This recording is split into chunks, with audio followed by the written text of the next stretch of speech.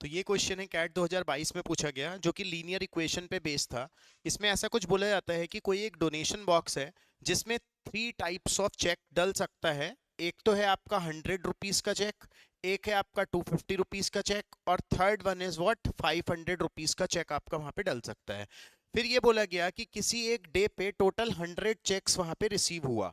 तो it means कि अगर हम मानते हैं कि 100 रुपीज का एक्स चेक था और 500 का वाई था और 250 का वाई था और 500 का जेड चेक्स था, तो total number of cheques is equal to 100। अब क्या बोला गया, टोटल जो अमाउंट रिसीव हुआ दिस इज 15,250 रुपीज।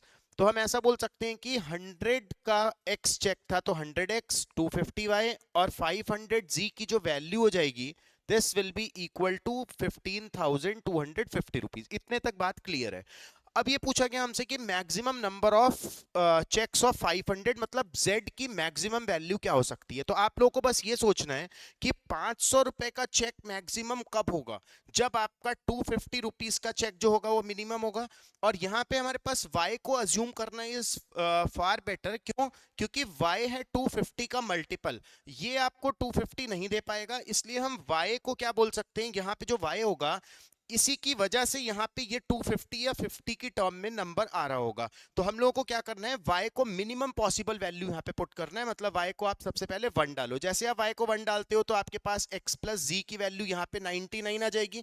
यहाँ पे जब आप y को 1 डालोगे तो आपके पास कितना निकल के आएगा, ये हो जाएगा आपका 100x प्लस 500z की जो वैल्यू होगी दिस इज इक्वल टू 15,000। और जब हम इसको सॉल्व करेंगे तो हमारे पास आ जाएगा x प्लस 5z जो होगा आपका वो होगा 150। और जब आप x प्लस 5z और x प्लस z को सब्ट्रैक्ट करते हो तो आपके पास 4z की वैल्यू आती है 51 और z आ गया आपका 51/4। मतलब this can not be the answer, z जो है वो आपका पॉइंट पे नहीं हो सकता। तो यहाँ से हम हटाएंगे और सेकंड ऑप्शन हम देखेंगे।